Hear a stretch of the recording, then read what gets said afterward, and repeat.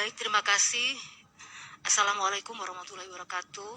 Salam sejahtera untuk kita semua. Om Swastiastu, Namo Buddhaya, salam kebajikan. Yang saya hormati pimpinan komisi dan teman-teman Komisi 9, yang saya hormati Menteri Kesehatan, Menteri Keuangan dan jajaran, Satgas COVID-19 dan jajarannya, singkatnya Bapak Ibu hadirin sekalian. Baik, terima kasih. Ada beberapa hal yang perlu mendapatkan perhatian. Yang pertama, kami memberikan apresiasi terhadap kinerja pemerintah dalam rangka penanganan COVID-19 yang sudah sangat masif, terutama juga dalam hal vaksinasi, ya, karena memang sudah sampai ke daerah-daerah pelaksanaan vaksinasi.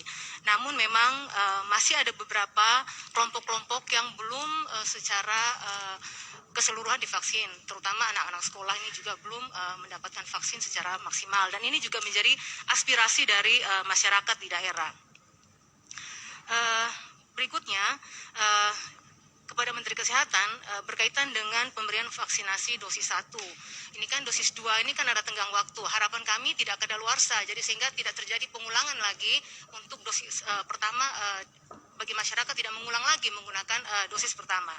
Berikutnya, yang kedua, berkaitan dengan penerapan protokol kesehatan di ruang publik, yaitu di halaman 19 pemaparan dari Menteri Kesehatan, ya.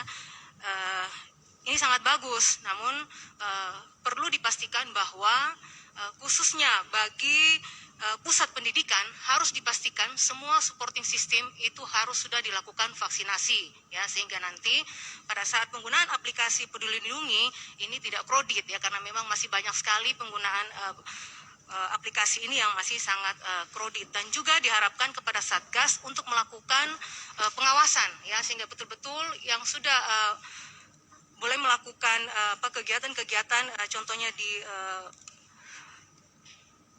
area publik itu memang dipastikan sudah dilakukan vaksinasi COVID-19. Lanjutnya, yang ketiga, ini berkaitan dengan antisipasi kebutuhan oksigen, ya, di halaman 17, ya, berkaitan dengan kebutuhan oksigen konsentrator. Beberapa waktu yang lalu memang kami di daerah, khususnya di Dapil NTT, di daerah saya itu di Dapil saya salah satu daerah itu pada tanggal 26 Agustus itu kasus kematian itu 1.199, setara dengan 3,2%. Jadi dia di angka kematian nasional. Nah, ini memang saat itu juga memang sangat terbatas kebutuhan oksigen di daerah. Oleh karena itu berkaitan dengan ketersediaan oksigen konsentrator nanti akan diadakan juga oleh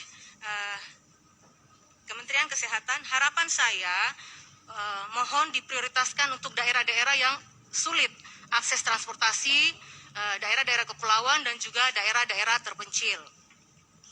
Keempat, pada halaman 22 pada penjelasan Menteri Kesehatan, ini berkaitan dengan hasil scan Peduli Lindungi dievaluasi untuk memastikan keamanan area.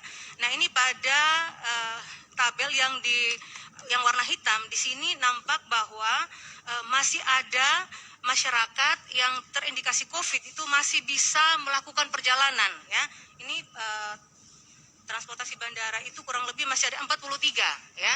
Artinya walaupun sudah menggunakan Peduli Lindungi, tapi tetap juga bisa lolos untuk melakukan perjalanan. Nah, ini mungkin mohon perhatian, ya, sehingga betul-betul jangan sampai kita bisa kebablasan, karena memang sekarang kita tahu bahwa ada varian baru yang sangat berbahaya, varian Mu yang sudah mulai menyebar di seluruh Indonesia.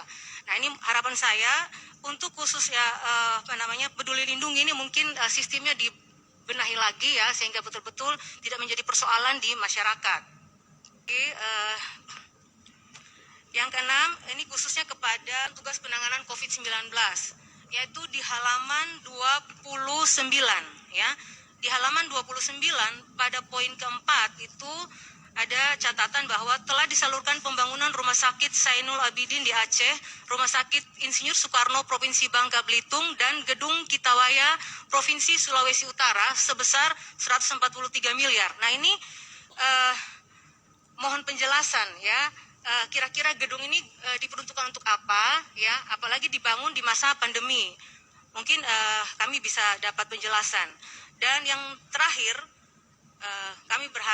kepada Kementerian Kesehatan dan juga mitra-mitra yang lain untuk tetap mendukung karya anak bangsa, yaitu vaksin Nusantara. Apalagi kan tahun depan ini masih ada pengadaan vaksin ya, sehingga benar-benar kita bisa menggunakan produk dalam negeri kalau memang masih ada yang lebih bagus ya, daripada harus membeli produk dari luar. Mungkin itu saja Bapak Ibu, sekian dan terima kasih. Terima kasih. Selanjutnya